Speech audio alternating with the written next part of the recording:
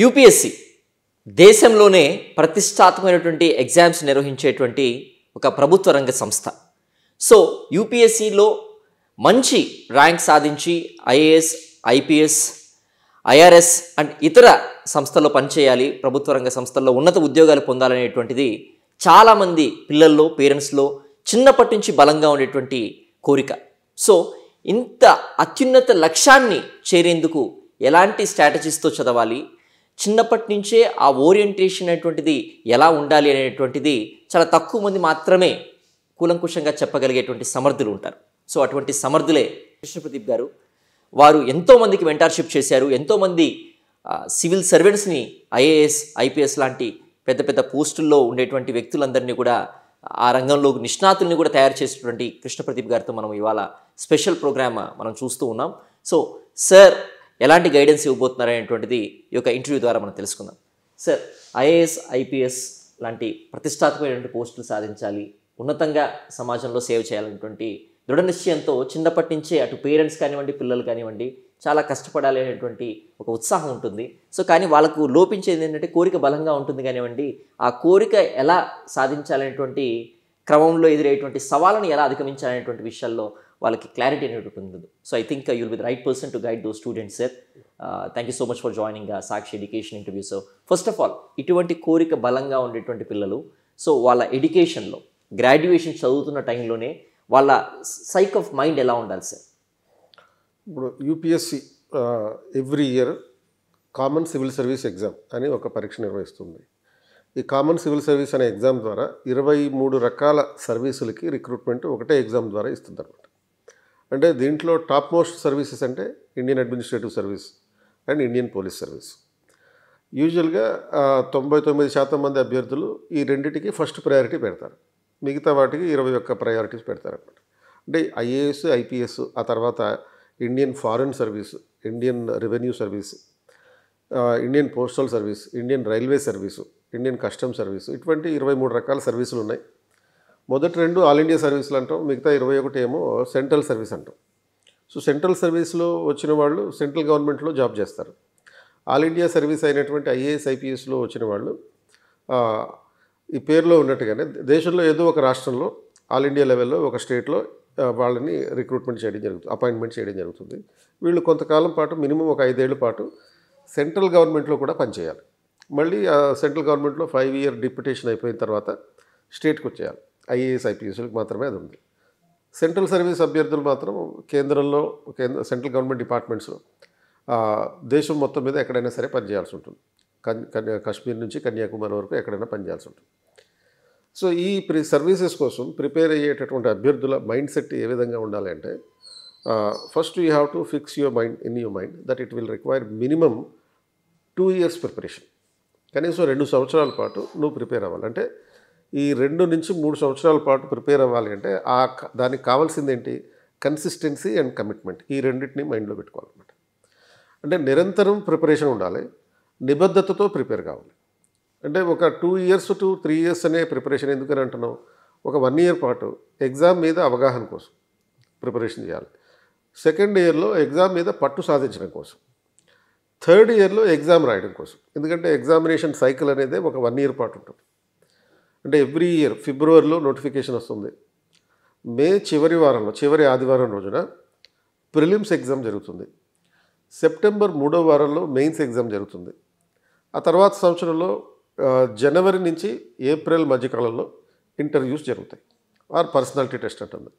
కాబట్టి ఇది ఆల్మోస్ట్ ఫిబ్రవరిలో మొదలై నెక్స్ట్ ఇయర్ మళ్ళీ ఏప్రిల్ వరకు ఉండేటటువంటిది కనుక అది ఆల్మోస్ట్ 1.5 year ఎగ్జామ్ సైకిల్ అనుకోవచ్చు. సో ఈ ఎగ్జామ్ సైకిల్ నేపథ్యంలో ఇంత పెద్దదిగా ఉండడం కారణంగా మొత్తం 3 సంవత్సరాలు అయితే పెట్టుకోవాలి మనం ఆ ప్రిపరేషన్ కోసం. కాబట్టి 3 ఏళ్ల పాటు మీరు ఒక ఎగ్జామ్ కోసం ప్రిపేర్ అవుతూ అనేక రకాల సోషల్ సాక్రిఫైసెస్ చేస్తూ ఈ ప్రిపరేషన్ మోటివేషన్తో ఉండాలి అని అంటే కంపల్సరీగా మీకు ఆ కమిట్మెంట్ ఉండాలి, ఆ కన్సిస్టెంట్ ప్రిపరేషన్ అనేది ఉండాలి. ఈ 2 ఉండాలంటే అసలు నువ్వు ఎందుకు ఐఏఎస్ అవ్వాలి అనే విషయం క్లారిటీ ఉండాలి. రీజన్ ఏంటి అంటే యూపీఎస్సి ఎగ్జామ్ అనేది, ఐఏఎస్ అనేది ఒక కెరియర్ కాదు. అంటే మిగతా ఉద్యోగాల్లాగా ఇది ఒక కెరియర్ కాదు. అంటే నువ్వు కంపెనీలో ఏదో కార్పొరేట్ కంపెనీలో జాయిన్ అయితే సాఫ్ట్వేర్ ఇంజనీర్ అవుతావు, లేకపోతే దాంట్లో సీఈఓ అవుతావు, దానికి 9 to 5 జాబ్ ఉంటుంది, ప్రతి నెల నీకు ₹1,00,000 జీతం ఉంటుంది, ఎవ్రీ వీకెండ్ 2 రోజులు హాలిడే ఉంటుంది. ఈ ప్రిన్సిపల్స్ ఏవి సివిల్ సర్వీసెస్లో ఉండవు. ఒక మనిషి సివిల్ సర్వీస్ ప్రిపేర్ అవుతున్నాడు అని అంటే అతనికి ఉండాల్సినటువంటి అప్రోచ్ కంప్లీట్గా సమాజం పట్ల వేరేగా ఉంటారు. అంటే ఈ 9 to 5 జాబు, నెలకు ₹1,00,000, తర్వాత ప్రతి వీకెండ్లో 2 రోజులు హాలిడే, ఇలాంటి అప్రోచ్ తీసేయాలి ఫస్ట్. సో ఇది ఎందుకు కెరియర్ కాదనంటే it's a burning desire. It is a government social service. అంటే ప్రభుత్వంలో ఉంటూ నువ్వు సోషల్ సర్వీస్ చేసేటటువంటి అప్రోచ్. కాబట్టి ఈ ఆస్పిరెంట్స్ ముందు ఆ కమిట్మెంట్తో ఉండాలి. అంటే ఎందుకంటే మనం జీతాలు చూసినా కూడా సివిల్ సర్వెంట్స్కి యూజువల్గా మీరు ర్యాండమ్గా సివిల్ సర్వీస్ ప్రిపేర్ అయ్యేటటువంటి అభ్యర్థులు మన అశోక్ నగర్లోను లేకపోతే ఢిల్లీలో అయితే రాజేంద్ర నగర్లో ఫోకస్ అయి ఉంటారు. ర్యాండమ్గా ఎవరిదో ఒకరి దగ్గరికి వెళ్ళండి, 2 క్వశ్చన్లు అడగండి. నువ్వు సివిల్ సర్వీస్కి ఈ సంవత్సరం అప్లై చేసావా అంటే అప్లై చేశాను అంటాడు అనుకోండి. 2వ క్వశ్చన్ అడగండి, అప్పుడు నీకు ఐఏఎస్కి వచ్చే జీతం ఎంత అని అడగండి. 99% మంది అభ్యర్థులు చెప్పలేరు దాన్ని. జీతం గురించి ఎవడు దీనికి ఈ సివిల్ సర్వీసెస్లోకి రాడు. అంటే ఒక రకంగా చెప్పాలంటే 56,000 ₹100 ఫస్ట్ వచ్చే జీతం. బట్ 99% మంది అభ్యర్థులకి జీతం గురించి తెలియదు.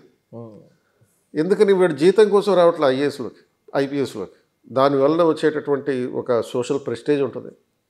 తర్వాత దాంట్లో ఉండేటటువంటి ఒక పేరెంటల్ డిజైర్ ఉంటుంది. అంటే తల్లిదండ్రులు కూడా చాలామంది చిన్నప్పటి నుంచి వాళ్ళు కలగని ఉంటారు, ఐఏఎస్ అవ్వాలని, కలెక్టర్ అవ్వాలని చెప్పి. ఇది ఈనాటి కల కాదు, 250 సంవత్సరాల నాటి కల. 1772లో మొదటిసారిగా కలెక్టర్ పోస్ట్ క్రియేట్ చేసినప్పుడు వారెన్ హేస్టింగ్స్ అనే ఆయన, అప్పుడు ఆయనకి కూడా తెలియదు ఈ పోస్టు మేము వెళ్ళిపోయినా కానీ, అంటే బ్రిటిష్ వాళ్ళు వెళ్ళిపోయినా కానీ ఇప్పటికీ ఇలా కొనసాగుతుంది అని చెప్పి. If you remember about the British, it is not because of any other reason, it is only because of the collector post. కాబట్టి అటువంటి పోస్టుకు వెళ్ళాలని చెప్పి దేశంలో ప్రతి ఒక్కరికి ఉంటుంది, కానీ ఎలా వెళ్ళాలో తెలియదు, ఏం చేయాలో తెలియదు, ఉండాల్సిందేంటి తెలియదు. ఆ కళ నెరవేర్చుకోవడం కోసం అభ్యర్థులు లక్షలాదిగా పాటుపడుతూ ఉంటారు, ప్రయత్నం చేస్తూ ఉంటారు. ఆ ప్రయత్నం అనేది ఈ రకంగా ఉండాలన్నమాట. అంటే కమిట్మెంట్ ఉండాలి, కన్సిస్టెన్సీ ఉండాలి ఆ ప్రిపరేషన్లో భాగంగా. సో ఈ ఐఏఎస్ లాంటి పోస్టులు లేకపోతే సివిల్ సర్వీసెస్కి కోచింగ్ తీసుకోవాలంటే చాలా ఖర్చుతో కూడుకున్నటువంటి వ్యవహారం అనేటువంటిది. అట్ ద సేమ్ టైం ఎవరెవరు పేరెంట్స్ గైడెన్స్ లేకపోతే మనం ఇంత పెద్ద పెద్ద జాబ్స్ కొట్టగలమా అనేటువంటి సందేహం ఒకటి ఉంటుంటుంది అనమాట. సో వాళ్ళకి ఇచ్చేటువంటి క్లారిఫికేషన్ ఏంటి సార్ అఫోర్డబిలిటీకి సంబంధించి? ఇప్పుడు చాలామంది అపోహ ప్రకారం ఈ బ్యూరోక్రాట్స్ పిల్లలే ఐఏఎస్లు అవుతూ ఉంటారట. ఇప్పుడు మన గోపాలకృష్ణ రోడంకి మన స్టూడెంట్ ఉన్నాడు, ఆయన శ్రీకాకుళం నుంచి వచ్చాడు. శ్రీకాకుళం అంటేనే జనరల్గా బ్యాక్వర్డ్ ఏరియా. అండ్ అటువంటి శ్రీకాకుళంలో మందస అనే ఒక మాల్మూర గ్రామం, రైతు కుటుంబం, పేరెంట్స్ ఆల్మోస్ట్ ఇల్లిటరేట్, వాళ్ళకి చదువు పెద్దగా అవ్వలేదు. మరి అటువంటి అబ్బాయి ఆల్ ఇండియా 3rd ర్యాంకు తెలుగు మీడియంతో పాస్ అయ్యాడు. కాబట్టి ఇవన్నీ కేవలం మిత్సే. అలాగే మన ముత్యాల రాజు గారు, ఆయన ఒక లంక గ్రామం నుంచి వచ్చినటువంటి వ్యక్తి. వాళ్ళ పేరెంట్స్ ఇల్లిటరేటే, ఇతన్ని బాగా చదివించారు, ఐఏఎస్ అయ్యాడు, ఆల్ ఇండియా 1st ర్యాంక్ తెచ్చాడు. మరి ఇలాంటి ఎగ్జాంపుల్స్ అంటే చిన్న చిన్న ర్యాంకులు కూడా కాదు, పేరెంట్స్ ఇల్లిటరేట్ అయ్యి ఆల్మోస్ట్ లేకపోతే తక్కువ చదువుకున్నటువంటి పేరెంట్స్, ఈ ఐఏఎస్ ఎగ్జామ్ గురించే తెలియనటువంటి పేరెంట్స్, వాళ్ళ పిల్లలు ఐఏఎస్లు అవుతున్నారు. అది కూడా పెద్ద పెద్ద ర్యాంకులతోటి, రీజనల్ మీడియంస్ తోటి పాస్ అవుతున్నారు. అంటే ఆ మిత్ అనేది బస్ట్ అయిపోయినట్లే కదా. అండ్ అంటే ఎవరైతే మేము సాధించలేకపోయారో సాధించినోడి మీద ఉండేటటువంటి కడుపు మంట అనమాట. ఇలాంటి ఉదాహరణలు చెప్తే మళ్ళీ దానికి ట్రోలింగ్ చేస్తారు. ఎవడో ఒకడిద్దరు అయినంత మాత్రాన అన్నట్టుగా చెప్తూ ఉంటారు. ఒకడిద్దరు అవడం కాదు, 90% మంది అభ్యర్థులు వాళ్ళ పిల్లలు ఎవరైతే ఐఏఎస్లు అవుతున్నారో వాళ్ళ పేరెంట్స్ ఎవరైతే ఉంటారో వాళ్ళు ఇల్లిటరేట్, లెస్ ఎడ్యుకేటెడ్ అయి ఉంటారు. అండ్ మిగతా ఒక 10% మంది ఎవరైతే బ్యూరోక్రాట్స్ ఉంటారో వాళ్ళు ఆల్రెడీ బ్యూరోక్రసీలో ఉన్నారు కాబట్టి వాళ్ళ పిల్లలు వాళ్ళ పేరెంట్స్ని చూసి మోటివేట్ అవ్వచ్చు. వాళ్ళు 10% ఉంటారు. ఇప్పుడు మన మైక్రోసాఫ్ట్ చీఫ్ ఎగ్జిక్యూటివ్ ఎవరైనా సత్యనాదెల్ల గారు, మరి వాళ్ళ పేరెంట్ ఏంటి? ఐఏఎస్ఏ కదా.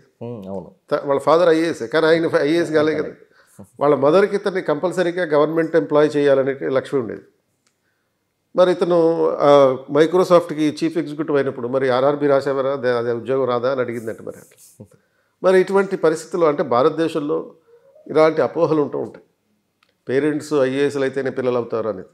పేరెంట్స్ ఐఏఎస్లు అయినంత మాత్రాన పిల్లలు ఐఏఎస్లు అవ్వరు. అండ్ కాకపోతే కొన్ని ఫ్యామిలీస్లో వాళ్ళ పేరెంట్స్ని చూసి ఇన్స్పిరేషన్ పొందేటటువంటి పిల్లలు కొంతమంది ఉంటారు. అది ఒక జనరలైజ్ ట్రీట్మెంట్, పేరెంట్స్ అయితేనే ఇలా అవుతారని. ఇక రెండో ఆస్పెక్ట్ ఏంటంటే ఈ చాలా ఖర్చుతో కూడుకున్నటువంటిది. అంటే ఖర్చు ఉంటుంది దీనికి ఖచ్చితంగా. ఆ, చదువు ఈ ఈ ఈ- ఇలాంటి పోటీ పరీక్షల్లో ఖర్చు అయితే క్లారిటీగా ఉంటుంది. బట్ మనం దాన్ని ఒక ప్రాపర్గా ప్లాన్ చేసుకుంటే ఖర్చును తగ్గించుకునే ప్రయత్నం చేయొచ్చు. ప్లాన్ చేసుకోవడం అంటే ఎలా ఉంటుంది, ఎలాంటి ఖర్చులు ఉంటాయి. బేసిక్గా కోచింగ్ ఖర్చు ఉంటుంది. ఈ కోచింగ్ ఖర్చు ఏంటి అంటే ఒక ₹1,00,000 నుంచి ₹1,50,000 వరకు ఉండొచ్చు. అండ్ రెండోది, మీరు కనుక సపోజ్ హైదరాబాద్కో లేకపోతే ఢిల్లీకో వెళ్ళి కోచింగ్ తీసుకుంటూ ఉంటే అక్కడ స్టే చేయాలి. ఒక 1.5 ఇయర్ పాటు, మినిమం 2 ఇయర్స్ పాటు స్టే చేయాలి. స్టే చేసినందుకు ఒక నెలకు ఒక 10 నుంచి 12,000 వరకు ఖర్చు అవుతుంది. అంటే అది ఒక 1 ఇయర్ పాటు ప్రిపేర్ అయితే అది ఒక 1,20,000, 1,50,000 వరకు అది అవుతుంది సంవత్సరానికి. అంటే మీ కోచింగ్ ఖర్చు 1 ఇయర్కే, బట్ స్టేయింగ్ ఖర్చు ఒక 3 సంవత్సరాలు ఉంటుంది. అంటే అది ఒక 5 లక్షలు అనుకుందాం, ఇది ఒక 1,50,000. అండ్ తర్వాత పుస్తకాలు ఇవన్నీ ఇటువంటి యాక్టివిటీస్ మిగతా చిల్లర ఖర్చులు అన్నీ పోను.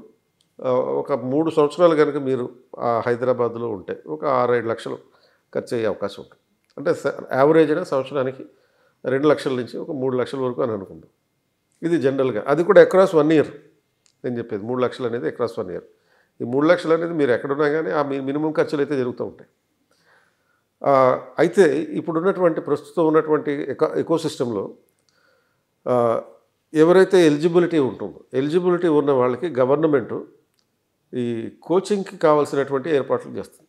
ఇప్పుడు మనకి తెలంగాణ స్టడీ సర్కిల్ ఉంది, అలాగే ఎస్టీ స్టడీ సర్కిల్ ఉంది, బీసీ స్టడీ సర్కిల్ ఉంది, ఏపీలో కూడా ఇటువంటి స్టడీ సర్కిల్స్ ఉన్నాయి.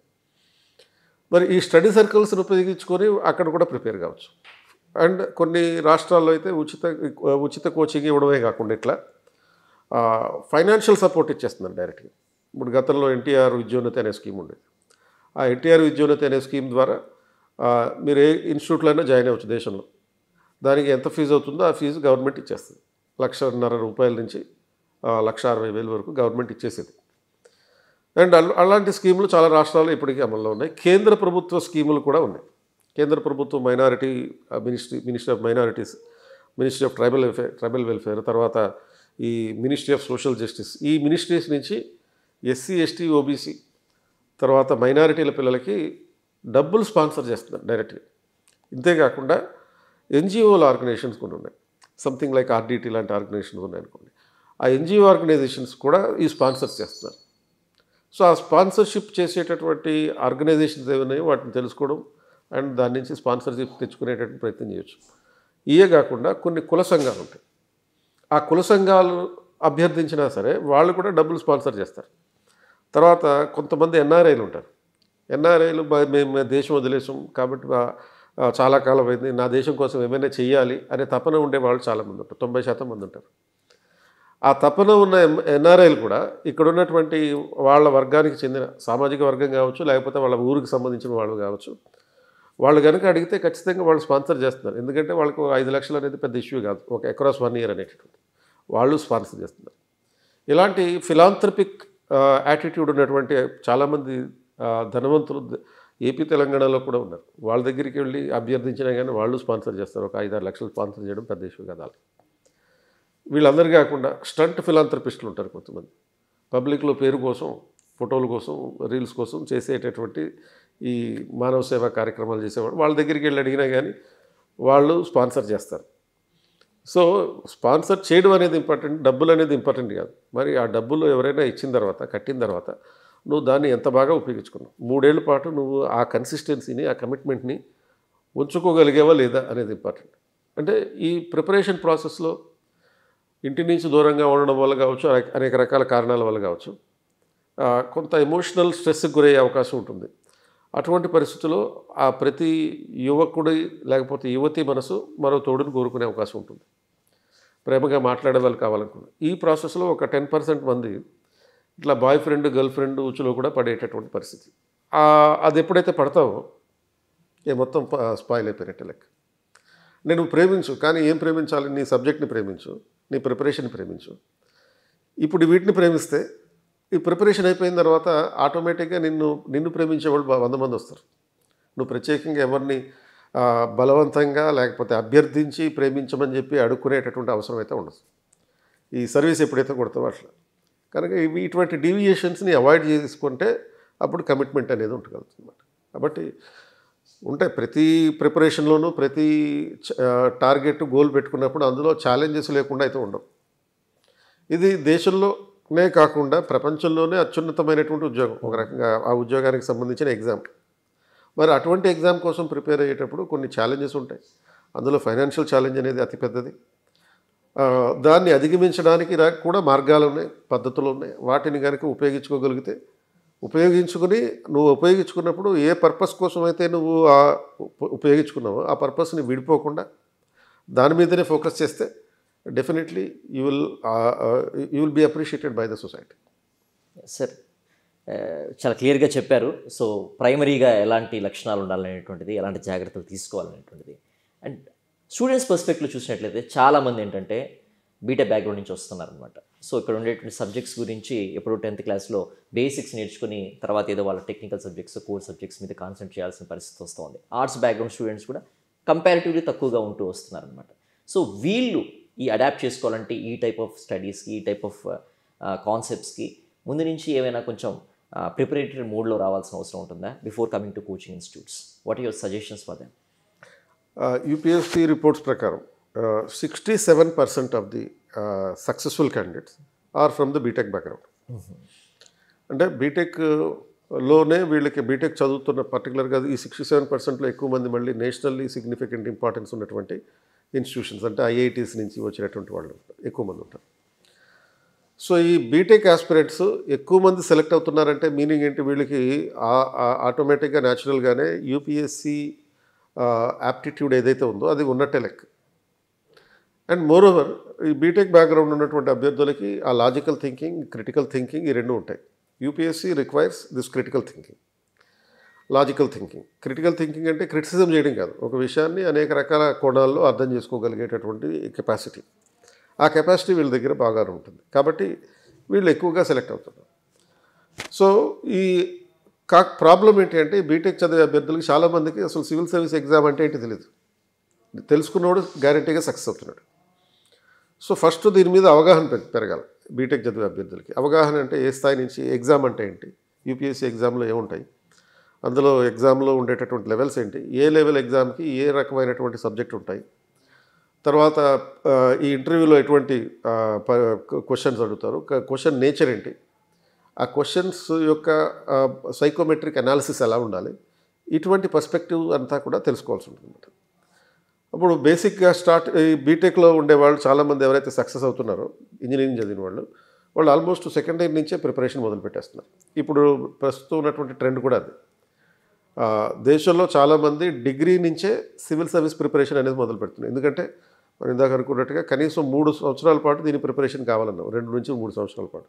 కాబట్టి డిగ్రీ నుంచే కనుక ప్రిపరేషన్ మొదలు పెట్టేస్తే గ్రాడ్యుయేషన్ అయిపోయిన వెంటనే 21 సంవత్సరాలు వస్తాయి. 21 సంవత్సరాలకి నువ్వు కనుక సివిల్ సర్వీస్ ఎగ్జామ్ రాయడం జరిగితే 22 ఇయర్స్ కల్లా you will be the civil servant. So 22 సంవత్సరాలకి నువ్వు ఐఏఎస్ అయితే నీ కెరీర్ ఎక్కడ 38 సంవత్సరాలు ఉంటుంది. 60 సంవత్సరాలకి వయసుకి నువ్వు రిటైర్ అవుతారు కాబట్టి. అంటే you will start with your career with the assistant collector. అసిస్టెంట్ కలెక్టర్తో మొదలయ్యి ఆ తర్వాత joint collector, sub collector, collector అయ్యి ఎక్కడి వరకు వెళ్ళొచ్చు, క్యాబినెట్ సెక్రటరీ వరకు వెళ్ళొచ్చు, చీఫ్ ఎలక్షన్ కమిషనర్ అవ్వచ్చు, కంట్రోలర్ అండ్ ఆడిటర్ జనరల్ అవ్వచ్చు, సెబీకి చైర్మన్ అవ్వచ్చు, ప్రైమ్ మినిస్టర్ ఆఫీస్లో ప్రిన్సిపల్ అడ్వైజర్ అవ్వచ్చు డైరెక్ట్గా, లేకపోతే స్టేట్ లెవెల్లో చీఫ్ సెక్రటరీ అవ్వచ్చు. ఇన్ని రకాల పెద్ద పెద్ద పోస్టులు ఉన్నాయి. కాబట్టి అభ్యర్థులు ఈ రియలైజేషన్ అనేది గ్రాడ్యుయేషన్లోనే వచ్చేస్తుంది వాళ్ళకి. సో గ్రాడ్యుయేషన్ నుంచి మొదలు పెట్టేస్తున్నారు. అలా గ్రాడ్యుయేషన్లోనే మెయిన్ ఫౌండేషన్ వేసుకుంటున్నారు. ఆ గ్రాడ్యుయేషన్లో ఏం చేయాలంటే కోర్ సబ్జెక్ట్ ఉంటుంది. ఈ డిగ్రీ మీరు బీటెక్ సెకండ్ ఇయర్ చదువుతున్నప్పుడు ఈ కోర్ సబ్జెక్ట్ని చదవాలి. హిస్టరీ, జాగ్రఫీ, ఎకానమీ, పాలిటీ, ఇది కోర్ సబ్జెక్ట్. అంటే ఈ కోర్ సబ్జెక్ట్ అనే దానికి వెయిటేజ్ ఎక్కువ, అంటే మార్కుల వెయిటేజ్ ఎక్కువ. రెండో ఆస్పెక్ట్ ఏంటంటే ఇవి ప్రిలిమ్స్లోను, మెయిన్స్లోను రెండిట్లోనూ కామన్గా ఉండేది మేజర్ సబ్జెక్ట్ అనమాట. కాబట్టి దాని మీద ఎక్కువ ఫోకస్ చేస్తూ, అంటే సపోజ్ సెకండ్ ఇయర్లో ఉండగా, బీటెక్ సెకండ్ ఇయర్లో ఉండగా పాలిటీ, గవర్నెన్స్, ఎథిక్స్ ఇది కంప్లీట్ చేసుకోవాలి. ఈ 3 ఇంటర్ రిలేటెడ్ సబ్జెక్ట్స్. తర్వాత థర్డ్ ఇయర్లోకి వచ్చిన తర్వాత economy, geography, environment, science and technology ఇవి కంప్లీట్ చేసుకోవాలి. ఫైనల్ ఇయర్లోకి వచ్చాక ఈ హిస్టరీ, కల్చర్, ఇటువంటి పార్ట్స్ అన్నీ కంప్లీట్ చేసేసుకోవాలి. అంటే then you will be ready to take the exam. So graduation అయిపోయిన వెంటనే 1 ఇయర్ ఫైనల్ రివిజన్ పెట్టుకొని అప్పుడు నువ్వు ఎగ్జామ్కి అపియర్ అయితే దాన్ని ఫస్ట్ అటెంప్ట్లోనే క్రాక్ చేయడానికి అవకాశం ఉంటుంది అన్నమాట. యూపీఎస్సీ ఎగ్జామ్ సివిల్స్ ప్రిలిమ్స్ మీరు అన్నట్లు మెయిన్స్ అండ్ ఇంటర్వ్యూ. సో ఈ పార్ట్స్ లేయర్స్ ఆఫ్ ప్రిపరేషన్ అనేటువంటిది ఎలా ఉండాలి సార్? ఇప్పుడు బేసిక్గా కోర్ సబ్జెక్ట్ ప్రిలిమ్స్కి మెయిన్స్కి కామన్. సో దీంట్లో ప్రైమరీ కోర్ సబ్జెక్ట్ ఏమో polity, economy, history, geography. Secondary core subject ఏమో సైన్స్ అండ్ టెక్నాలజీ, తర్వాత ఎన్విరాన్మెంట్, ఎకాలజీ, అండ్ తర్వాత ఎథిక్స్, గవర్నెన్స్. ఇటువంటివి ఉన్నాయి. సో ఈ ఎథిక్స్, గవర్నెన్స్ మనకి ప్రిలిమ్స్లో ఉండదు. అది ఓన్లీ మెయిన్స్కి మాత్రమే పరిమితం. మిగతా అన్ని ప్రిలిమ్స్, మెయిన్స్ రెండిట్లోనూ ఉంటాయి. అలాగే ఇంటర్నల్ సెక్యూరిటీ లాంటి సబ్జెక్టులు కూడా ఓన్లీ మెయిన్స్కి మాత్రమే పరిమితం. అయితే ప్రిలిమ్స్ ప్రిపరేషన్కి, మెయిన్స్ ప్రిపరేషన్కి పెద్ద వేరియేషన్ అంటే ఏం లేదు, సబ్జెక్ట్ ఒకటే. అండ్ అయితే క్వశ్చన్ ప్యాటర్న్ మాత్రం వేరే ఉంటుంది కనుక అప్రోచ్లో కూడా కొంచెం స్ట్రాటజీ మార్చుకోవాల్సి ఉంటుంది. ఈ అప్రోచ్ అంటే మనం చదివేటప్పుడు ఫస్ట్ చదవాల్సింది NCERT books. NCERT 6th, 7th, 8th, 9th, 10th ఈ 5 సంవత్సరాలకి సంబంధించిన సోషల్ స్టడీస్ కంప్లీట్ చేసేయాలి. అలాగే జనరల్ సైన్స్ బుక్స్ ఉంటాయి, అవి కంప్లీట్ చేయాలి. అండ్ మ్యాథమెటిక్స్ బుక్స్ ఉంటాయి, ఆ మ్యాథమెటిక్స్ బుక్స్ కూడా చదవాలి, ప్రాక్టీస్ చేయాలి. ఎందుకంటే సీసాట్ అనే పేపర్ ఉంది ప్రిలిమ్స్లో, కాబట్టి దానికోసం మ్యాథమెటిక్స్ చదవాలి. అండ్ తర్వాత 11th, 12th క్లాస్కి సంబంధించిన political science, economics, geography, history and sociology ఈ 5 సబ్జెక్టులు తరువుగా ప్రిపేర్ కావాలి. సో కాంప్రహెన్సివ్ ప్రిపరేషన్ అనేది మనకి దాంతో కంప్లీట్ అవుతుంది అన్నమాట. అప్పుడు you will be ready to take the prelims. ప్రిలిమ్స్లో మనకి స్టాక్ సబ్జెక్ట్ నుంచి అడిగే ప్రశ్నల్లో 80% క్వశ్చన్స్, అంటే ఒక 100 క్వశ్చన్లు ఉంటాయి. ఆ 100 క్వశ్చన్స్లో 60 క్వశ్చన్స్ వరకు మనకి ఎన్సీఆర్టీస్ నుంచి వస్తాయి, ఈ ఇప్పుడు చెప్పిన లిస్టుల నుంచి. తర్వాత ఒక 20 క్వశ్చన్స్ కొంచెం రిఫరెన్స్ బుక్స్ నుంచి రావచ్చు. అండ్ ఇంకో 20 క్వశ్చన్స్ ఈ మన కరెంట్ అఫైర్స్కి సంబంధించినవి ఉంటాయి. సో కాబట్టి అభ్యర్థులు ఈ ప్రపోర్షన్లో 60% ఏమో ఎన్సీఆర్టీ బుక్స్, 20 క్వశ్చన్స్ ఏమో మిస్సెలినియస్, ఒక 20 క్వశ్చన్స్ కరెంట్ అఫైర్స్ పర్స్పెక్టివ్లో ఉంటాయని చెప్పి మా మైండ్లో ఫిక్స్ అయ్యి ఎక్కువ వెయిటేజ్ మాత్రం కంపల్సరీగా ఎన్సీఆర్టీకే వేయాలి. Read the NCERT as many number of times as possible.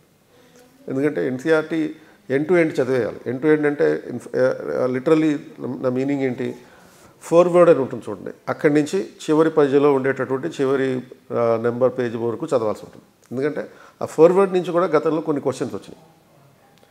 So కాబట్టి ప్రతి ఎన్సీఆర్టీ పుస్తకం social studies, science, general science, mathematics 6th to 10th చదివేయాలి. 11th, 12th సంబంధించిన political science, economics, history, geography and sociology ఇవి కాంప్రహెన్సివ్గా చదివేయాలి. అప్పుడు ప్రిలిమ్స్ ఈజీగా అయిపోతుంది. అంటే you will be in a position to score at least 130 to 140. అంటే 100 క్వశ్చన్స్కి 200 మార్కులు, అంటే ఒక్కో క్వశ్చన్కి 2 మార్కులు. జనరల్గా కట్ ఆఫ్ ఎంత ఉంటుందంటే ఒక సంవత్సరం 90 ఉండొచ్చు, ఇంకో సంవత్సరం 95 ఉండొచ్చు. బట్ ఎప్పుడైతే మీరు 130, 140 రేంజ్లో స్కోర్ చేయగలరో you need not wait for the prelims results to come. ఎందుకు కట్ ఆఫ్ నాకు పూర్తిగా ఉందా లేదా చెక్ చేసుకోవాల్సిన అవసరం లేదు.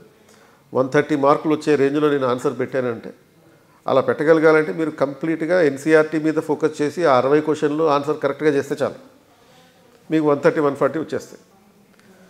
అండ్ తర్వాత సీసెట్ అనేది జస్ట్ క్వాలిఫైయింగ్ పేపరే కాబట్టి అది క్లియర్ అయిపోతుంది.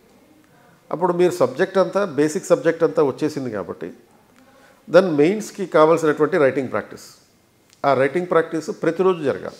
మీరు ప్రిలిమ్స్ ప్రిపేర్ అవుతున్నప్పటి నుంచి కూడా జరగాలి. ప్రిలిమ్స్, మెయిన్స్ సపరేట్ చేసి ప్రిపేర్ కాకూడదు. ఈ కంబైన్డ్ సబ్జెక్ట్, కామన్ సబ్జెక్ట్ ఏదైతే ఉందో ఆ కామన్ సబ్జెక్ట్కి సంబంధించినటువంటి అంశాలు కొన్ని క్వశ్చన్స్ ప్రిలిమ్స్లోనే కాకుండా మెయిన్స్లో కూడా డైరెక్ట్గా అడుగుతుంటారు.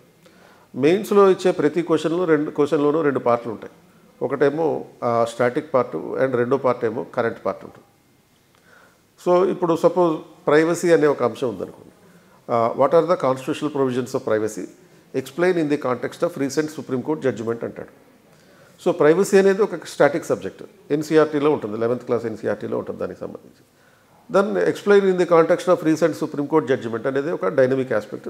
మనం న్యూస్ చదువుతున్నప్పుడు అండ్ కరెంట్ అఫైర్స్ చదువుతున్నప్పుడు దానికి సంబంధించిన ఇన్ఫర్మేషన్ రాసుకుంటాం. అండ్ మీరు ఇక్కడ జనరల్ స్టడీస్ పేపర్, ఈ పేపర్స్ 4 పేపర్స్లో ఒక్కో దాంట్లో 20 క్వశ్చన్స్ ఇస్తున్నాడు. ఈ 20 క్వశ్చన్లు అంటే ఒక్కో దానికి 10 క్వశ్చన్లకేమో 10 మార్క్స్ క్వశ్చన్లు, 10 క్వశ్చన్లకేమో 15 మార్క్స్ క్వశ్చన్స్. దీనికి 200 నుంచి 250 వర్డ్స్లో ఆన్సర్స్ రాయాలి. అంటే 20 క్వశ్చన్లకి ఆన్సర్స్ రాయాలి. You cannot spend more time on any question. అంటే ప్రతి ప్రశ్నకి ఆన్ అండ్ యావరేజ్ 9 నిమిషాల్లో 7 నుంచి 9 నిమిషాల్లో ఆన్సర్ కంప్లీట్ చేయాలి. సో అటువంటి పరిస్థితుల్లో మనకి ఎంత సబ్జెక్ట్ ఉన్నా కానీ మనం యాక్చువల్గా మనం రాయగలిగేది లిమిటెడ్ సబ్జెక్ట్. కాబట్టి ఆ లిమిటెడ్ సబ్జెక్ట్ని ప్రొడ్యూస్ చేయడానికి కావాల్సినటువంటి స్కిల్స్ రావాలంటే ఆ రైటింగ్ ప్రాక్టీస్ కంపల్సరీ అనమాట. So you have to give limited information with maximum coverage. అలా చేయడానికి ఏం చేయాలి? కొన్ని మైండ్ మ్యాప్లు ఉపయోగించుకోవాలి, కొన్ని డయాగ్రామ్స్ ఉపయోగించుకోవాలి, పై డయాగ్రామ్స్ వేయాలి.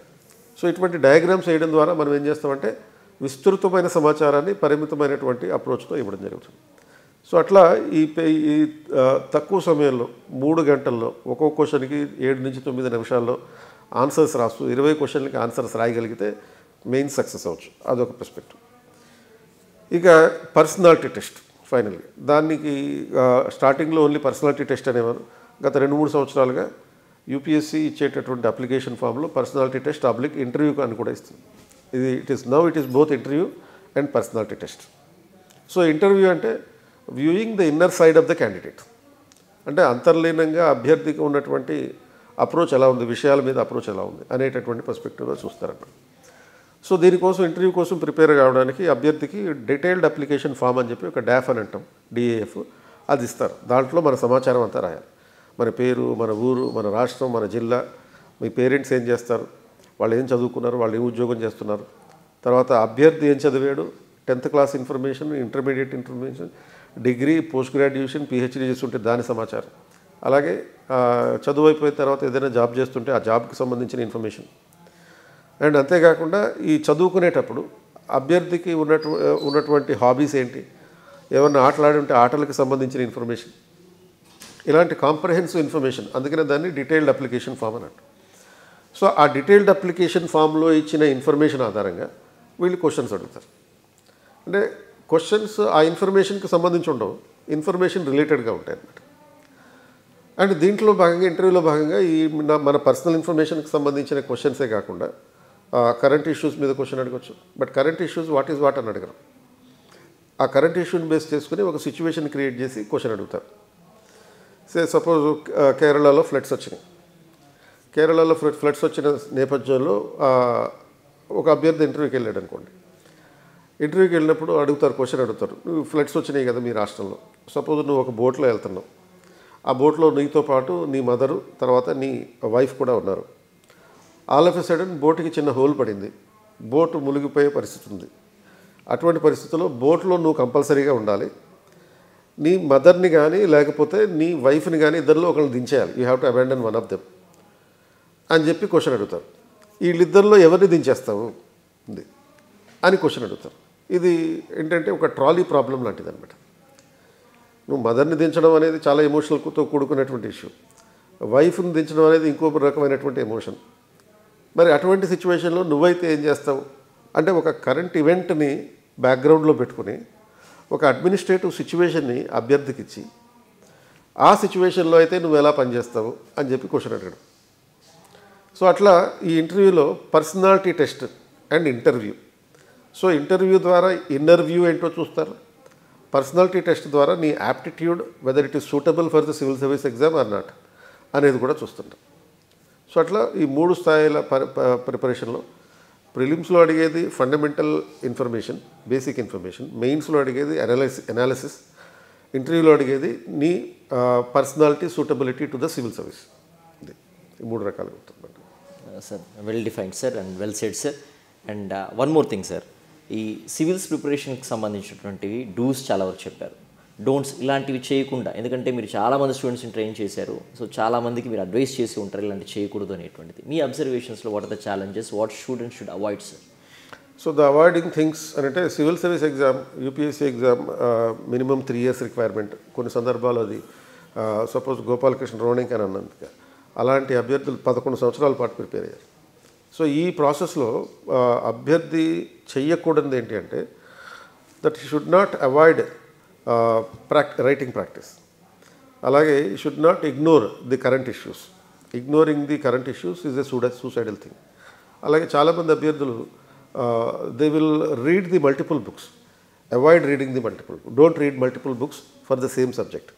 ఒకటే సబ్జెక్ట్కి ఒకే కాన్సెప్ట్కి ఒకటే పుస్తకాన్ని పెట్టుకోవాలి, దాన్ని 100 సార్లు చదవాలి తప్ప 100 పుస్తకాలు పెట్టుకుని ప్రయత్నం చేయకూడదు. Avoid using the unnecessarily the social media. So social media use చేయడం అన్ని మ్యాక్సిమం తగ్గించేసుకోవాలి.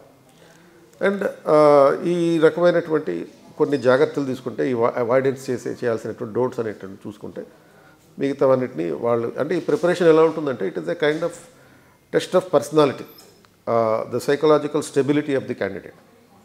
సో ఆ సైకలాజికల్గా సుస్థిరంగా ఉండడం అనేటటువంటిది 3 సంవత్సరాల పాటు జరగాలి కనుక దాన్ని ఆటోమేటిక్గా ఎగ్జామ్ ఆ స్కిల్స్ మనకి ఇచ్చేస్తుంటుంది.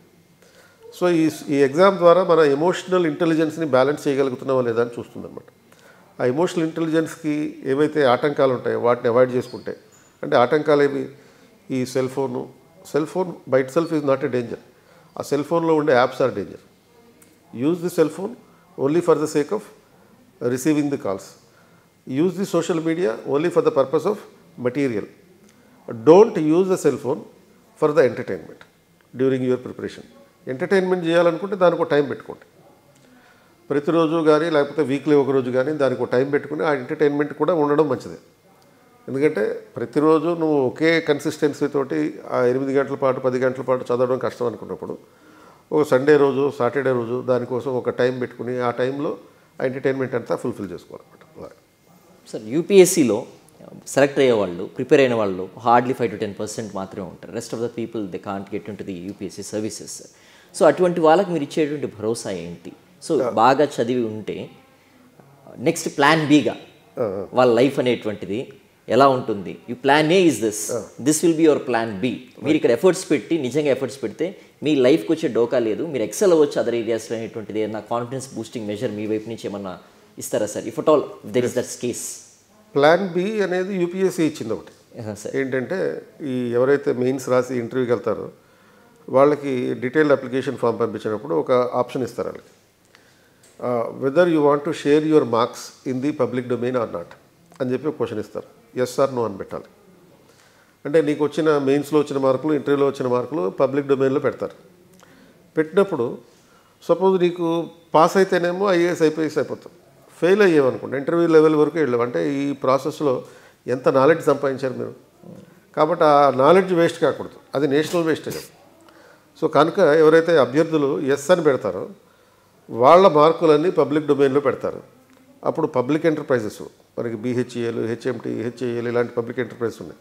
వాటిల్లో కానీ కార్పొరేట్ కంపెనీస్లో కానీ వీళ్ళని మేనేజీరియల్ లెవెల్ పోస్టుల్లో డైరెక్ట్గా తీసుకునే అవకాశం ఉంది. ఎందుకంటే వీళ్ళకి ఇంటర్వ్యూ కూడా అయిపోయింది కదా. సో ఆ మేనేజ్మెంట్ పోస్టుల్లో తీసుకుంటారు. అదొక ఒక ఆప్షన్. రెండోది ఏంటి అంటే UPSC syllabus is like an umbrella. It covers every other syllabus in the all exams of the country. దేశంలో ఒక 20-30 రకాల ప్రభుత్వ ఉద్యోగాలకు సంబంధించిన ఎగ్జామ్స్ ఉంటాయి. Staff selection commission, RRB, RBI, group 1, group 2, group 3, group 4. ఈ ఎగ్జామ్స్కి సంబంధించినటువంటి సిలబస్ యూపీఎస్సీ సిలబస్లో ఆల్మోస్ట్ 80% మ్యాచ్ అయిపోతుంది. కాబట్టి యూపీఎస్సీ కాకపోతే దీనికి వెళ్ళొచ్చు, ఇది గ్రూప్ 1, గ్రూప్ 2 లాంటి వాటికి ప్రయత్నం చేయొచ్చు. అంటే అది కాకపోతే ఇది అని కాకుండా దాంతోపాటు ఇది కూడా అనే పద్ధతిలో ప్రిపేర్ అవ్వాలి. యూపీఎస్సీ ప్రిపేర్ అవుతున్నాం, అదే ఇన్ఫర్మేషన్ తోటి మనం గ్రూప్ 1, గ్రూప్ 2 రాయొచ్చు. నోటిఫికేషన్ వచ్చినప్పుడు అది కూడా దానికి అప్లై చేయాలి, సక్సెస్ అవ్వచ్చు. ఇక మూడోది ఏంటంటే ఇప్పుడు కార్పొరేట్ కంపెనీలు టెక్నికల్ స్కిల్స్తో పాటు అండ్ ఇన్ఫ్యాక్ట్ టెక్నికల్ స్కిల్స్ కన్నా ఎక్కువగా సాఫ్ట్ స్కిల్స్ని గమనించడం జరుగుతుంది. సో సాఫ్ట్ స్కిల్స్ ఎప్పుడైతే చూస్తున్నామో ఆ సాఫ్ట్ స్కిల్స్లో కావాల్సింది ఏంటి, ఇందాక మనం decision making skills, communication skills, interpersonal skills ఇలాంటివన్నీ కావాలి. సో ఒక అడ్మినిస్ట్రేటివ్ మేనేజ్మెంట్ పొజిషన్లో అపాయింట్ చేయాలంటే ఈ స్కిల్స్ అవసరం. టీమ్ లీడర్గా ఉండాలంటే ఈ స్కిల్స్ అవసరం. వాళ్ళు కూడా వీళ్ళ వైపు చూస్తున్నారు కార్పొరేట్ కంపెనీలు. ఇది కాకుండా ఇంకో 4 ఆప్షన్ ఉంది. ఏంటంటే థింక్ ట్యాంక్స్ అని వస్తున్నాయి ఇప్పుడు. పాలసీ థింక్ ట్యాంక్స్, ప్రతి పొలిటికల్ పార్టీకి పాలసీ థింక్ ట్యాంక్ ఉంటుంది. ఆ పాలసీ థింక్ ట్యాంక్లో ఎక్కువగా అపాయింట్ చేసుకునేది ఈ సివిల్ సర్వీస్ ప్రిపేర్ అయిన వాళ్ళు, ఐఐటీ బ్యాక్గ్రౌండ్లో ఉన్నవాళ్ళు ఉంటారు. ఎలాగో వాళ్ళతో పాటు ఒక ప్రాపర్ ఇన్ఫర్మేషన్ సబ్జెక్ట్కి సంబంధించినటువంటి knowledge, cultural background of the people, ఇటువంటి అన్ని అవగాహన ఉన్నటువంటిది సివిల్ సర్వీస్ ఆస్పిరెంట్స్. ఇప్పుడు మన జయప్రకాష్ నారాయణ గారు ఉన్నారు, ఏడీఆర్ ఉంది, అందులో నిరంతరం ఒక 30-40 మంది పనిచేస్తూ ఉంటారు. వాళ్ళందరూ కూడా సివిల్ సర్వీస్ ఆస్పిరెంట్స్. సో ఇట్లా సివిల్ సర్వీస్ ఆస్పిరెంట్స్కి అవకాశాలు లేక కాదు, అనేక రకాల ఆప్షన్స్ ఉన్నాయి, ఆపర్చునిటీస్ ఉన్నాయి. ఆర్ అదర్వైజ్ ఇవన్నీ కాదనుకోండి టీచింగ్లోకి వెళ్ళొచ్చు. అండ్ ఒక సివిల్ సర్వీస్ ఆస్పిరెంట్ టీచింగ్కి వెళ్ళాడంటే ఏ సబ్జెక్ట్ చెప్పినా సరే దానికి 360 డిగ్రీ డైమెన్షన్స్ ఇస్తాడు, మోస్ట్ సక్సెస్ఫుల్ టీచర్ అవుతాడు. సో ఆర్ అదర్వైజ్ ఏదైనా స్టార్టప్ కంపెనీ పెట్టుకుంటాం. స్టార్టప్ కంపెనీ పెట్టినప్పుడు కావాల్సింది ఏంటి, ఆ కంపెనీకి కావాల్సిన టెక్నికల్ స్కిల్స్ ఉండే ఎంప్లాయీస్ని పెట్టుకుంటావు. నువ్వు ఆ స్టార్టప్ కంపెనీ నిర్వహిస్తావు, ఒక టీమ్ లీడర్గా ఉంటావు. దాన్ని కాంప్రహెన్సివ్గా దానికి ఎలా ప్రమోట్ చేయాలి, ఏ విధంగా దాన్ని ముందు తీసుకెళ్లాలనేటటువంటి ఆలోచనలు నీకు డెఫినెట్లీ ఈ ప్రిపరేషన్ ఇవ్వడం జరుగుతుంది. సో యూపీఎస్సీఏ డైరెక్ట్గా సెకండ్ ఆప్షన్ ఇచ్చింది, ప్లాన్ బి ఇచ్చింది. ఈ మిగతా మనం అనుకున్నది సిడిఈఎఫ్ వరకు ఉన్నాయి. అంటే సివిల్ సర్వీస్ ఆస్పిరెంట్ ఐఏఎస్ వస్తే ఐఏఎస్ అయినట్టు, ఏనుగు బతికిన లక్ష చచ్చిన లక్ష అన్నట్టుగా IAS civil service aspirant IAS వస్తే నో ప్రాబ్లం, రాకపోయినా నో ప్రాబ్లం. ఏ రంగంలో ఉన్నా కానీ నెంబర్ 1 పొజిషన్లో అయితే మాత్రం ఉంటాడు. Very nicely said sir, very nicely frame to. And your final comments and final observations and final advice to students and aspirants. So aspirants మీరు సివిల్ సర్వీస్ ప్రిపేర్ అవ్వాలి అనుకుంటే అది అట్మోస్ట్ కమిట్మెంట్ తోటి కన్సిస్టెన్సీతో మాత్రమే రండి. లేకపోతే మీరు వేరే రంగాలను ఎంచుకొని ఆ రంగంలోకి వెళ్ళిపోవడం మంచిది. ఉద్యోగం చేస్తూ సివిల్ సర్వీస్ ప్రిపేర్ అవుతాను అంటే చేయొచ్చు, కానీ దానివల్ల చాలా లాంగ్ టైం పడుతుంది. మీరు కమిటెడ్గా ప్రిపరేషన్కి వస్తే మాత్రం కేవలం సివిల్ సర్వీస్ మీద మాత్రమే ఫోకస్ చేసి 100% మీ ఎఫర్ట్స్ పెట్టండి. 2 రకాల పడవల మీద కాలు పెడతారంటే మాత్రం అది 10 ఏళ్ళు పట్టచ్చు, 11 ఏళ్ళు పట్టచ్చు. కాబట్టి అది టైం వేస్ట్, ఇది టైం వేస్ట్. ఇది ఒకవైపు రాదు, అటువైపు ఏమో మీరు సాటిస్ఫాక్షన్గా జాబు చేయలేరు. కనుక if you have that intention, come with a complete and 100% commitment, and in fact 200% commitment. అలా వస్తేనే రండి. అండ్ ఇక్కడ వంకలు పెట్టకండి, ప్రిపరేషన్కి వచ్చి వంకలు పెట్టకండి. తెలుగు మీడియం వల్ల నాకు రావట్లేదని, ఇంగ్లీష్ మీడియం వల్ల రావట్లేదని చెప్పి ఇలాంటి వంకలు పెట్టకుండా మాత్రమే మీ ఫ్యాకల్టీ కానీ లేకపోతే మీ మెంటార్స్ కానీ ఏదైతే చెప్తారో దాన్ని బ్లైండ్గా ఫాలో అవ్వండి, you will get it. So parents ఇది క్రిటికల్ రోల్ ఉంటుంది సార్. చాలామంది కూడా ఏంటంటే పేరెంట్స్ కూడా చూస్తూ ఉంటారు అనమాట మీ వీడియోస్ కూడా. సో వాళ్ళకి మీరు ఇచ్చేటువంటి సజెషన్ ఏంటి? పేరెంట్స్, సో పేరెంటల్ సపోర్ట్ అనేది చాలా కీలకం ఈ సివిల్ సర్వీస్ ప్రిపరేషన్లో. ఎందుకంటే ఒక రీజన్ ఏమో పేరెంట్స్కి ఉన్నటువంటి కళని వాళ్ళు పిల్లల ద్వారా తీర్చుకోవాలనుకోవడం. ఒకవేళ ఆ కళ కనుక పేరెంట్స్కి లేకపోయినా సరే పిల్లలకి ఆ కళ ఉన్నప్పుడు ఆ కళను నెరవేర్చేటటువంటి ప్రయత్నం మన సపోర్ట్గా చేయాల్సినటువంటి అవసరం ఉంది. అండ్ మీరు టార్గెట్లు పెట్టకండి, పేరెంట్స్ పిల్లలకి టార్గెట్లు పెట్టకండి. అంటే చాలామంది పేరెంట్స్ ఏం చేస్తారంటే అమ్మాయిల విషయంలో పర్టికులర్గా నీకు 2 ఏళ్ళు టైం ఇస్తున్నావు, 2 ఏళ్ళలో నువ్వు సాధిస్తే ఓకే, లేకపోతే పెళ్లి చేసేస్తావు అంటారు. దీనివల్ల ప్రెజర్లో వాళ్ళు సరిగ్గా ప్రిపేర్ కాలేరు, ఫ్రీగా ప్రిపేర్ కాలేరు. కాబట్టి మీరు ఆ టార్గెట్లు పెట్టకండి. మీ పిల్లలకి పరుగు ఎప్పుడు మొదలు పెట్టాలో తెలుసు, ఎక్కడ ఆపాలో కూడా తెలుసు. అండ్ ఏ స్థాయిలో పరుగు పెడితే వాళ్ళు గెలుస్తారో కూడా తెలుసు. కాబట్టి వాళ్ళకి తెలుసు కనుక మీరు టార్గెట్లు పెట్టకుండా వాళ్ళకి కొంచెం సపోర్టింగ్గా ఉండగలిగితే దానికి కొంచెం వాళ్ళు ప్రెషర్ లేకుండా ప్రిపేర్ అవుతారు. ఆ ప్రిపరేషన్ కారణంగా సక్సెస్ అవుతారు. వరకు ఇంటిగ్రేటెడ్ డిగ్రీ కోర్స్ అనేటువంటిది, ఎందుకంటే ముందు నుంచి ఇప్పుడు ఉండేటువంటి ఈ కాంపిటేటివ్ ఎన్వైర్న్మెంట్లో డిగ్రీ లెవెల్ నుంచే కోర్సెస్ గురించి అవగాహన అనేటువంటిది ఉండడం, దానికి సంబంధించి కోర్స్ అనేటువంటిది ఫ్రేమ్ చేస్తూ చాలా ఆర్గనైజేషన్స్ ముందుకు వస్తున్నాయి. సార్ ఎంత క్రూషియల్ సార్ ఆ integrated course for civil service aspirants కంటే ఏం చెప్తారు సార్ మీరు? అంటే ఇప్పుడు ఇంటిగ్రేటెడ్ సివిల్ సర్వీస్ అనేది ప్రస్తుతం ఉన్నటువంటి ట్రెండ్. చాలామంది దాన్ని వికరిస్తారు కానీ బట్ అది సైంటిఫిక్గా వెళ్తే అది పర్ఫెక్ట్ ట్రెండ్ అనమాట. ఎందుకంటే సివిల్ సర్వీస్ ప్రిపరేషన్ అనేది మనకి 3 ఏళ్ళు పడుతుంది మనకు.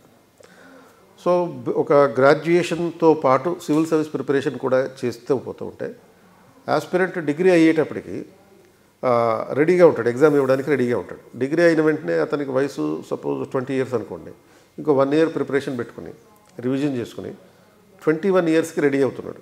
అప్పుడు అటెంప్ట్ ఇస్తాడు. అటెంప్ట్ ఇచ్చినప్పుడు మొదటి ప్రయత్నంలోనే సివిల్ సర్వీస్ సాధించడానికి అవకాశం ఉంటుంది. కాబట్టి గ్రాడ్యుయేషన్ ఫస్ట్ ఇయర్లో ఒక కామన్ కోర్ సబ్జెక్ట్ ఏవైతే ఉంటాయో, సో అంటే లైక్ పాలిటీ, తర్వాత గవర్నెన్స్, ఎథిక్స్, ఇలాంటి పేపర్లన్నీ కంప్లీట్ చేసుకోవాలి. సెకండ్ ఇయర్లో science and technology, geography, environment, economy, ఇలాంటి సబ్జెక్ట్స్ అన్నీ కంప్లీట్ చేసుకోవాలి. మిగతా సబ్జెక్ట్స్ ఏవైతే ఉన్నాయో మిస్సిలిటీ సబ్జెక్ట్స్ అవన్నీ ఫైనల్ ఇయర్లో కంప్లీట్ చేసుకుంటాం. అది అయిపోయిన తర్వాత నీకు ఎలిజిబిలిటీ వచ్చేంత వరకు ఉన్నటువంటి టైం 1 ఇయర్ టైం ఉంటుంది కనుక రివిజన్ చేసుకుంటాం. డిగ్రీ అయిపోయిన వెంటనే రివిజన్ చేసుకుంటాం. సో రివిజన్ చేసుకుని అంటే రివిజన్ ఏ స్థాయిలో ఉండాలి, ప్రతిరోజు ఒక ప్రిలిమ్స్ టెస్ట్ రాయాలి, ఒక మెయిన్స్ టెస్ట్ రాయాలి, మెయిన్స్కి సంబంధించిన టెస్ట్, కనీసం రోజు ఒక 1 అవర్ పాటు రైటింగ్ ప్రాక్టీస్ ఉండాలి. అంటే ఈ పద్ధతిలో కనుక ప్రిపేర్ అయితే సపోజ్ మనం శంషాబాద్లో 21st సెంచరీకి సంబంధించినటువంటి ఇంటిగ్రేటెడ్ కోర్సు ఉంది. ఇప్పుడు వీళ్ళకి డిగ్రీ ఫైనల్ ఇయర్కి వచ్చిన తర్వాత వీళ్ళకి పాంచజన్య అనే ఒక రైటింగ్ ప్రాక్టీస్ పెట్టాం. అంటే ప్రతిరోజు టెస్ట్ సిరీస్ పెడతాం అనమాట. ఈ పాంచజన్య అనే ప్రోగ్రాంలో అభ్యర్థులు ఏం చేయాలంటే అంటే సుమారుగా ఒక 100 మంది ఉన్నారు వీళ్ళు, బాయ్స్ అండ్ గర్ల్స్ కలిపి. ప్రతిరోజు ఈవినింగ్ 6 o'clock నుంచి 8 o'clock వరకు టెస్ట్ రాస్తారు. 2 hours పాటు టెస్ట్ రాస్తారు. ఎవ్రీ వీకెండ్ 3 hours టెస్ట్ రాస్తారు. అండ్ రాసిన తర్వాత 1 hour డిన్నర్ బ్రేక్ అయిపోయాక అంటే 8 to 9 డిన్నర్ బ్రేక్ అయిపోయాక 9 నుంచి ఆల్మోస్ట్ 10:30, 11 వరకు కూడా దాని మీద డిస్కషన్ ఉంటుంది. మెంటార్స్ ద్వారా డిస్కషన్ పెట్టిస్తాం అన్నమాట. అంటే అప్పుడు ఏమవుతుందంటే ప్రతిరోజు ముందస్తుగానే ఇటువంటి షెడ్యూల్ ఇచ్చేసి ఆల్రెడీ ఫస్ట్ ఇయర్ సెకండ్ ఇయర్లో వీళ్ళకి అంతా సిలబస్ అంతా కంప్లీట్ అయిపోయి ఉంటుంది. అండ్ ఆ సిలబస్ కంప్లీట్ అయినటువంటి నేపథ్యంలో వీళ్ళకి ఒక షెడ్యూల్ ఇచ్చేసి ఆ షెడ్యూల్ ప్రకారం చదువుకొని ఆ టెస్ట్ రాసి దాని మీద వివరణ ఇచ్చి అండ్ ఏ విధంగా దాన్ని ఇంప్రూవ్ చేసుకోవాలో ఏ రోజుకి ఆ రోజు ఫీడ్బ్యాక్ ఇస్తూ ఉండడం వల్ల అభ్యర్థులు చేయాల్సిన తప్పులన్నీ ఇప్పుడే చేసేస్తారు. అండ్ ఇక ఎగ్జామ్ రాసేటప్పుడు ఇక ఎటువంటి మిస్టేక్స్ చేసేటటువంటి అవకాశం ఉండదు. కాబట్టి ఈ ప్రాసెస్లో 3 ఏళ్ల పాటు మోటివేషన్ నిలుపుకోవాలి కనుక కేవలం చదువు అనే దాన్ని మాత్రమే కాకుండా ఈ ప్రోగ్రాంలో ఎలా ఉండాలి అంటే కరికులర్ యాక్టివిటీస్ ఉండాలి, అంటే ఈ అకాడమిక్స్ సంబంధించినవి, కో కరికులర్ యాక్టివిటీస్ ఉండాలి, అంటే ఈ చదువుకు సంబంధించినటువంటి ప్రాక్టికల్స్ లాంటివి అనమాట. సపోజ్ పార్లమెంట్ గురించి చదువుతాం, చదివిన తర్వాత మాక్ పార్లమెంట్ నిర్వహిస్తాం. అప్పుడు ఆ మాక్ పార్లమెంట్ నిర్వహించినప్పుడు అందరూ స్టూడెంట్స్ అందరూ చాలా యాక్టివ్గా పాల్గొంటారు. పాల్గొవాలంటే ముందు ఆ పార్లమెంట్ అంటే ఏంటో చదవాలి వాళ్ళు. సో చదివిన దాన్ని ప్రాక్టికల్గా చేస్తారు. ఒక మాక్ యునైటెడ్ నేషన్స్ పెడతాం. మాక్ ఇటువంటి పద్ధతుల్లో చేసినప్పుడు స్టూడెంట్కి చదివింది అండ్ దాన్ని ఏ విధంగా చూస్తారు. మూడోది అంటే ఎక్స్ట్రా కరికులర్ యాక్టివిటీస్ ఉంటాయి, కో కరికులర్ యాక్టివిటీస్తో పాటు. సో ఈ ఎక్స్ట్రా కరికులర్ యాక్టివిటీస్లో ప్రతిరోజు మార్నింగ్ 5:30 నుంచి 7 వరకు ఫిజికల్ ఎక్సర్సైజెస్ ఉంటాయి. జాగింగ్తో కానీ లేకపోతే ఒక మెడిటేషన్ కానీ ఇటువంటివి కూడా యోగా కానీ దాంట్లో భాగంగా ఉంటాయి. తర్వాత ప్రతిరోజు ఈవినింగ్ 4:30 కల్లా 4 o'clock కల్లా క్లాసెస్ అయిపోతాయి. 4 to 6 మధ్యలో స్పోర్ట్స్ ఉంటాయి. అభ్యర్థులు వాళ్ళకి ఇష్టమైనటువంటి స్పోర్ట్స్ ఆడుకోవచ్చు. బ్యాడ్మింటనా, లేకపోతే బాక్స్ క్రికెటా, లేకపోతే వాలీబాల్, ఇటువంటి ఏవైతే అవకాశాలు ఉంటాయో అటువంటి స్పోర్ట్స్ అన్నీ ఆడుకోవచ్చు. అంటే దీనివల్ల స్టూడెంట్ రిలాక్స్ అవుతాడు. స్పోర్ట్స్ ఆడడం వల్ల రిలాక్స్ అవుతాడు, మెంటల్ స్టెబిలిటీ మెయింటైన్ చేయగలుగుతాడు, సైకలాజికల్ బ్యాలెన్స్ ఉండగలుగుతుంది. సో ఈ మూడింటిని కలిపి ఈ ఇంటిగ్రేటెడ్ ప్రిపరేషన్ అనేది ఉండాలి. Curricular, co curricular, extra curricular activities, దాంతోపాటు intensive preparation in the form of regular practice. ఈ 3 ఉన్నప్పుడు, ఈ 4 రకాల అంశాలతో ఉన్నప్పుడు స్టూడెంట్కి కావాల్సినటువంటి 100% సపోర్ట్ అనేది మనం ఇవ్వగలుగుతాం అన్నమాట. Thank you so much sir Krishna Pradeep sir. Thank you so much for giving your time sir. ఇది యూపీఎస్సీ ఆస్పిరెంట్స్ ఎవరైతే ఆల్రెడీ పర్సూ చేస్తున్నారో అండ్ ఎవరైతే గ్రాడ్యుయేషన్ అనేటువంటిది ఫైనల్ సెమిస్టర్స్లో ఉన్నారో, ఫైనల్ ఇయర్స్లో ఉన్నారో వారు ఎంత సన్నద్ధంగా ఉండాలి, the due course of time crack చేయాలి అంటే అనేటువంటిది క్లియర్గా ఈ యొక్క ప్రోగ్రామ్ ద్వారా మీకు అందించేటువంటి ప్రయత్నం చేశాం. Keep watching Sakshi education for more education related videos.